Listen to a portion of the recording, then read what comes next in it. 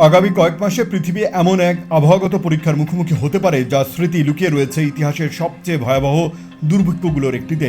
আবহাওয়াবিদদের আশঙ্কা 2026 সালে এল নিনো শক্তিশালী হয়ে সুপার এল নিনোতে রূপ নিতে পারে।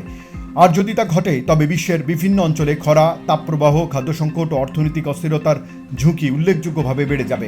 বিশেষজ্ঞরা উদাহরণ হিসেবে টানছেন 1877-78 সালের এল নিনোর কথা। তখন প্রশান্ত মহাসাগরের পূর্ব মধ্যাঞ্চলের সমুদ্রপৃষ্ঠের তাপমাত্রা প্রায় 2.7 ডিগ্রি সেলসিয়াস বেড়ে গিয়েছিল। এর ফলে ভারত, চীন, ব্রাজিল, অস্ট্রেলিয়া এবং আফ্রিকার বিস্তীর্ণ অঞ্চলে ফসলহানি, দীর্ঘস্থায়ী খরা ও দুর্ভিক্ষ দেখা দেয়। গবেষকদের মতে সেই বিপর্যয়ে প্রায় 5 কোটি মানুষের মৃত্যু হয়েছিল, যা মানব ইতিহাসে অন্যতম বড় পরিবেশগত দুর্যোগ। এবারের পরিস্থিতি নিয়ে সতর্ক করেছে জাতিসংঘের বিশ্ব আবহাওয়া সংস্থা। WMO বলছে, নিরক্ষীয় প্রশান্ত মহাসাগরের সমুদ্রপৃষ্ঠের তাপমাত্রা দ্রুত বাড়ছে এবং জুন থেকে আগস্ট পর্যন্ত বিশ্বের অধিকাংশ অঞ্চলে স্বাভাবিকের চেয়ে বেশি তাপমাত্রা দেখা যেতে পারে।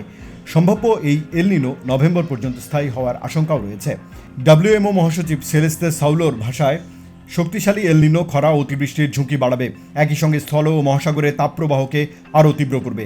অস্ট্রেলিয়া, ইন্দোনেশিয়া, মধ্য আমেরিকা ও দক্ষিণ এশিয়ার কিছু অংশে খরার সম্ভাবনার কথাও জানিয়েছে সংস্থাটি। তবে বর্তমান বিশ্ব 1877 সালের মতো অরক্ষিত নয়। এখন সমুদ্র পর্যবেক্ষণে 4000-এর বেশি যন্ত্র কাজ করছে, রয়েছে উন্নত সতর্কবার্তার ব্যবস্থাও। কিন্তু নতুন উদ্বেগ হলো, পৃথিবী এখন আগের চেয়ে অনেক বেশি উষ্ণ। ওয়াশিংটন স্টেট ইউনিভার্সিটির গবেষক দীপ্তি সিং সতর্ক করে বলেছেন, উষ্ণ বায়ুমণ্ডল ও মহাসাগরের কারণে এল নিনোর প্রভাব অতীতের তুলনায় আরও তীব্র হতে পারে। বাংলাদেশের জন্য সংকেত সুখকর নয়। গুরুতর এল নিনো সাধারণত কম বৃষ্টিপাতের সঙ্গে সম্পর্কিত। এতে আমন ধানের উৎপাদন কমে যেতে পারে, বাড়তে পারে খাদ্যর দাম।